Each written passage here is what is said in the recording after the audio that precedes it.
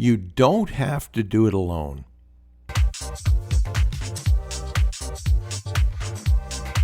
That's a lesson that, although I have learned that over decades of work, it's important for me to remember that for many people new to QLA, they haven't had that experience. They think that they need to do it themselves. They think that they need to do it, or somehow it's a reflection that they're not good enough, they're not skilled enough, etc. And one of the really important things about QLA is that it's built on building a dream team around you. Why? To augment the talents that you may not have yet. You put people that have decades of experience in industry experts, chairmen that have done transactions, legal, accounting, help, CFO around you, just so that you have a team that can execute.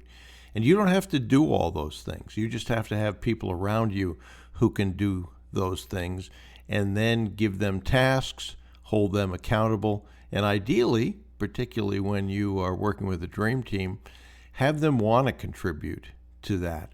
And what you're going to find is that those people typically want to contribute. They have massive experience.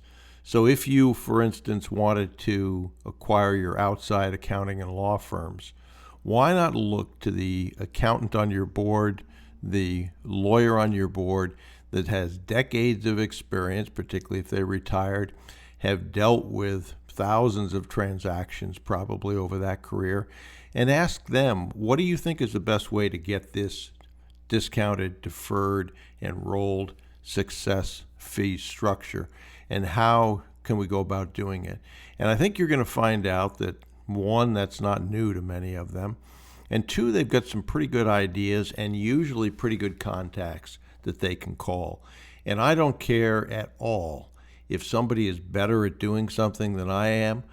Just give that person the ball, let them run with it, and at the end of the day, what's important is that you actually complete the task in the, hopefully, most efficient way with the best results possible. And a lot of times that's not you. But many entrepreneurs have grown because they are somewhat of a control freak.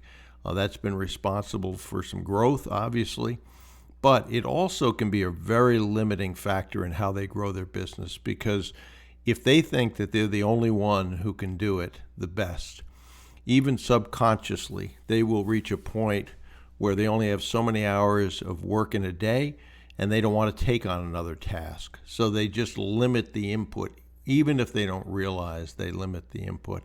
So I would encourage you, if you want to grow an organization, that you've got to think beyond yourself. You've got to put talented people in place, realize that they're going to make some mistakes, but let them do the things that you can't do.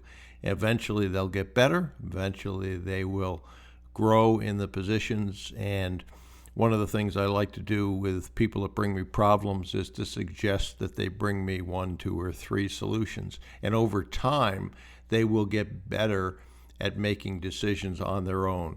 If you have to be the one that says, do this, do this, do this, and you just have a stream of people that come to you asking, what should I do? You really haven't empowered an organization. So in the beginning with a dream team, think of it the same way. As I said to someone recently, if you have a thoroughbred, don't keep them in the stable, let them run. And you're going to be surprised at what they can accomplish, the fact that they love to accomplish things. They are in many parts, if they're retired, back in the fight, which they will enjoy doing. And that's the way you can lead the organization. And as Dan Pena has said many times, boards govern, but you must lead the board. And that requires some skill with senior people. But if you can approach them in a way that you solicit their ideas, you ultimately lay out what the task is and let them do it, I think you'll be very surprised at how much you can accomplish and how quickly you can.